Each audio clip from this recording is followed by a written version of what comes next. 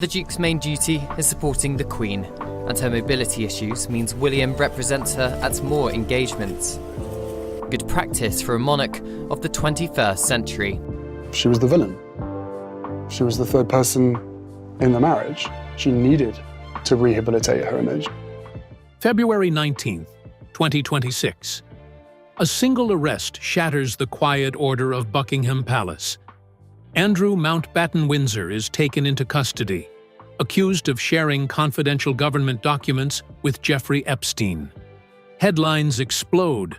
Andrew Mountbatten-Windsor, the BBC understands that he has been arrested on suspicion of misconduct in public office. But inside the palace, the real story is far more dangerous, far more strategic. Because the monarchy is no longer just about tradition. It's about power. And the man quietly running the game is not the king. It is his son, Prince William. And the woman at his side, orchestrating every move, is not Camilla. It is Kate. What happens when the line between heir and king blurs? When influence is wielded not with ceremony, but with strategy? The British monarchy is in real-time transformation, and the stakes have never been higher. Who really controls the crown when the crown itself is at war? And William holds power. To understand why William holds the power he holds right now, you have to go back to 2019. That was the year Prince Andrew sat down for his infamous BBC Newsnight interview with Emily Maitlis and tried to explain his friendship with Jeffrey Epstein. The interview was a disaster on a scale that the royal family had not experienced in decades. Andrew showed no remorse for Epstein's victims. He offered bizarre excuses. He claimed he could not sweat. The public reaction was immediate and brutal, and within days, Andrew was forced to step back from royal duties. But here is what most people do not know. While the Queen was hesitating, while Charles was dithering, William was the one pushing for immediate and permanent action. According to Russell Myers, author of William and Catherine, the palace aides had been warning about Andrew's behavior for years before that interview, and William had taken those warnings seriously, when others had not. That after the Newsnight disaster, William went directly to both his father and his grandmother, and told them that Andrew needed to be removed from public duties immediately and permanently.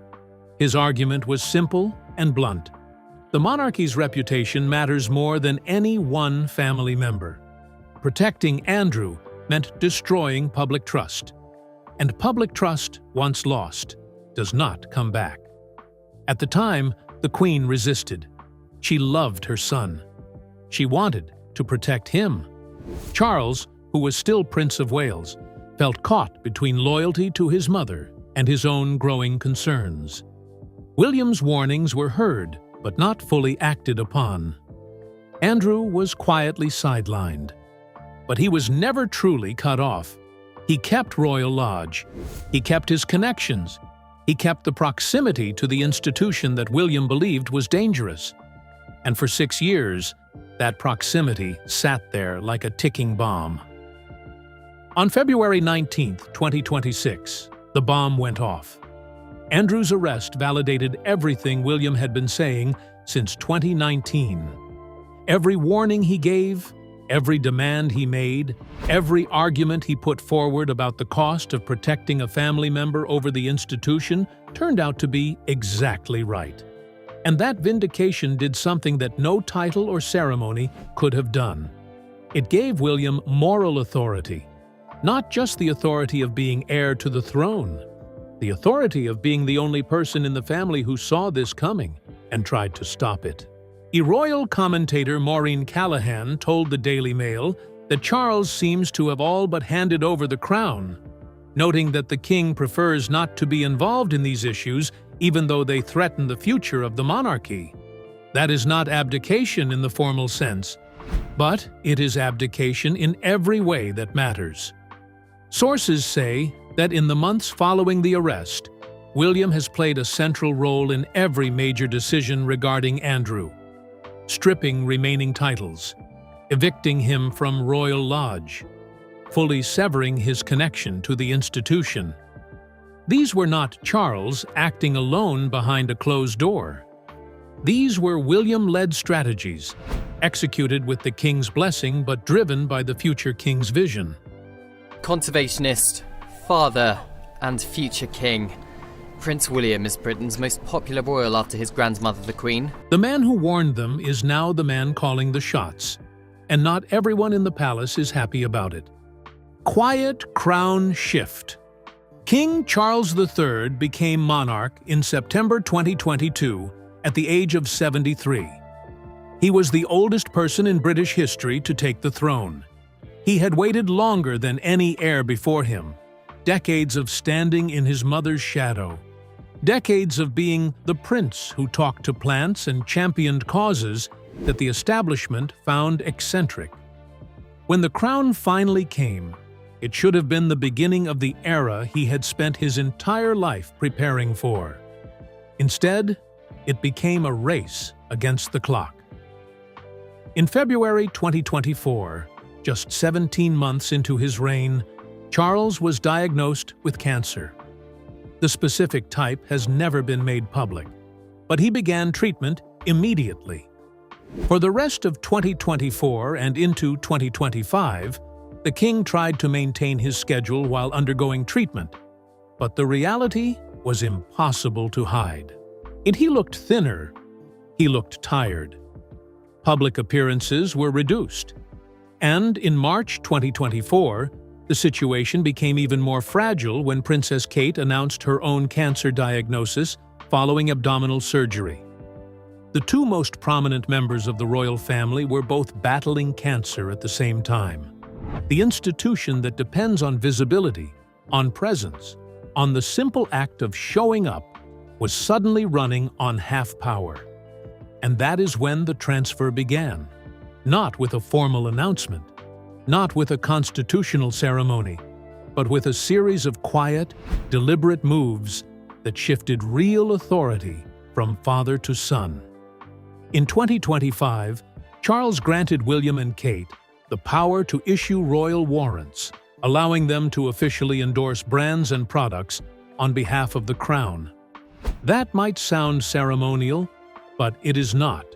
For the royal warrant system is one of the most powerful commercial endorsement mechanisms in Britain, and previous monarchs guarded that authority jealously. Handing it to William was not a gesture. It was a transfer of institutional power. William also began representing Charles on the international stage, attending the COP30 climate summit in Belém, Brazil, in November 2025 as a deputy sovereign, not as a prince making a guest appearance, but as a man carrying the full weight of the crown's authority in a room full of world leaders. Sources close to the palace told Closer Weekly that Charles is considering transferring even more responsibilities to William by early 2026. One insider put it plainly: Charles is stubborn and has waited his whole life for this role. But some believe William and Kate will be taking over the throne sooner than expected. The palace has officially denied rumors of an accelerated transition. But denial and reality are not the same thing inside Buckingham Palace. At 77, fighting cancer, watching his brother's arrest shake the foundations of the institution, Charles knows something that every aging monarch eventually confronts. The future does not wait, and William is no longer asking for permission to step into it. Loyalty versus accountability. Now here is where the story takes a turn that nobody in the palace wanted to become public. Because while William was consolidating power and Charles was quietly stepping back, Camilla was doing something unexpected. She was pushing back. And the issue that brought the tension to the surface was not Andrew himself. It was Andrew's ex-wife. Camilla Parker Bowles and Sarah Ferguson have been friends since the 1970s. Their friendship predates their marriages into the royal family by years. It is personal, deep-rooted, and built on decades of shared history. And William wants it to end. According to Radar Online, William believes that Camilla's continued friendship with Sarah Ferguson presents an unacceptable image problem for the monarchy. His reasoning is straightforward. Sarah Ferguson appears in the Epstein files released by the U.S. Department of Justice. While there is no evidence of criminal wrongdoing on her part, the documents include emails showing she had contact with Epstein and appeared to ask him for financial help. Former Duchess of York Sarah Ferguson, the Epstein files, with emails between her and Jeffrey Epstein revealing she was regularly chasing money When her businesses were struggling. In one message from October 2009, she wrote to Epstein saying she urgently needed £20,000. The full context is unclear, but the association exists. And in William's view, association is enough. William reportedly told Camilla that she needed to make a choice: publicly distance herself from Sarah Ferguson or risk undermining the monarchy's credibility at the worst possible time. This was not a suggestion from a stepson. It was an ultimatum from the future king to the current queen consort. And Camilla's response was essentially, no. Camilla believes it is unfair and unnecessary to discard a lifelong friendship because of guilt by association. She views William's demand as overreach, as a young man with growing power trying to dictate her personal relationships. And on a human level, you can understand her position. Or she has known Sarah for nearly 50 years. Cutting off a friend to satisfy a political calculation feels cold. But William is not thinking about friendship. He is thinking about the institution. He is thinking about every headline, every social media comment, every opposition politician who could use Camilla's association with Sarah to argue that the monarchy has not truly cleaned house. And he is thinking about the fact that when Camilla attended a public event supporting abuse survivors in February 2026, meeting French rape survivor Gisèle Pellicotte, the social media response was overwhelmingly negative. People called her a hypocrite. They said she could not advocate for victims while maintaining friendships with people linked to Epstein's circle.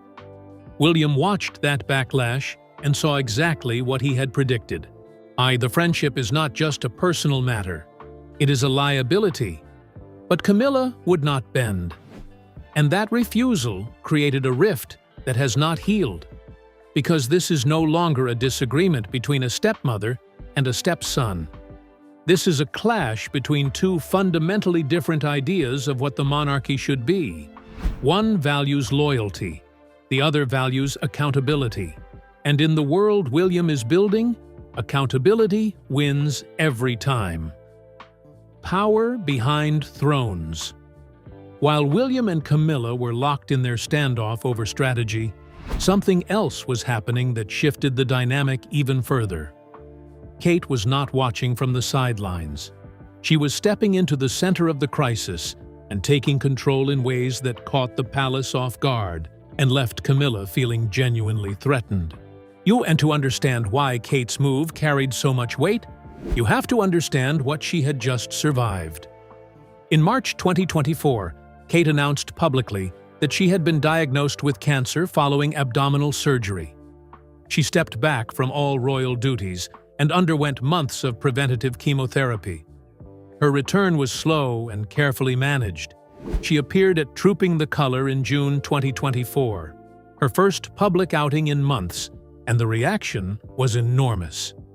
Polling consistently showed Kate as one of the most popular royals, regularly outranking both Charles and Camilla in YouGov public approval surveys. When she came back stronger, and her full return to duties coincided almost exactly with the Andrew crisis exploding. Sources from the National Examiner reported that in the days following Andrew's arrest, it was Kate, not Camilla, who took charge of the palace's crisis management.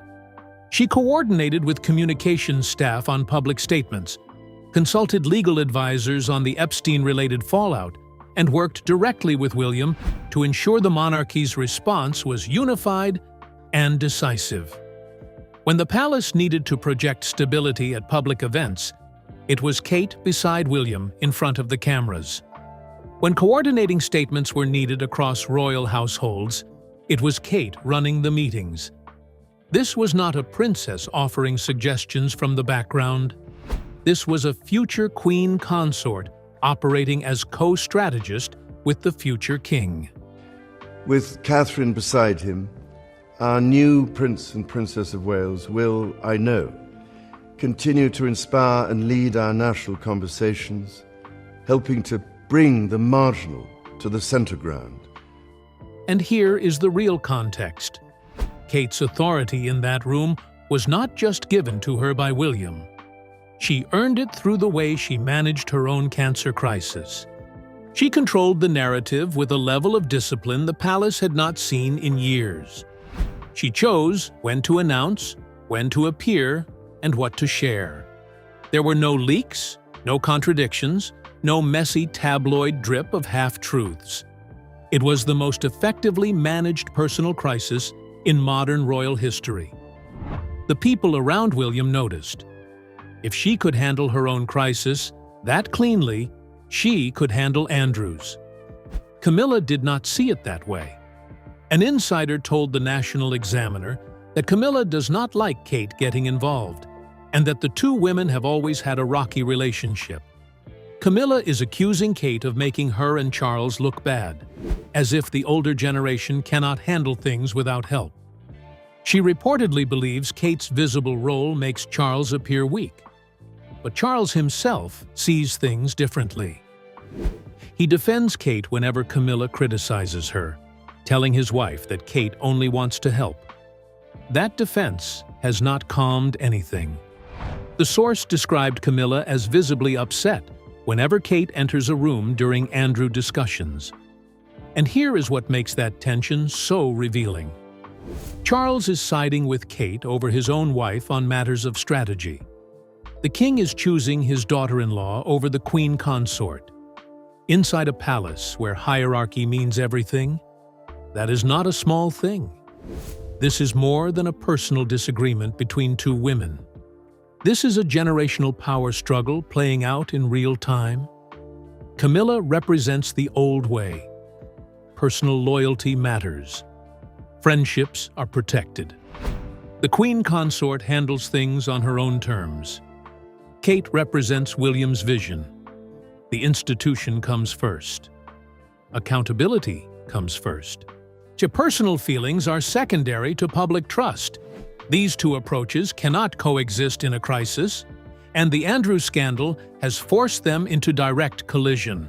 The release of the documents in the Epstein scandal, the arrest of former Prince Andrew on suspicion of misconduct in public office. One insider put it bluntly to OK magazine. Many believe Camilla should be kinder during this time, adding that it is plausible Kate and Prince William could take the throne sooner than expected. That is not a prediction. That is a warning.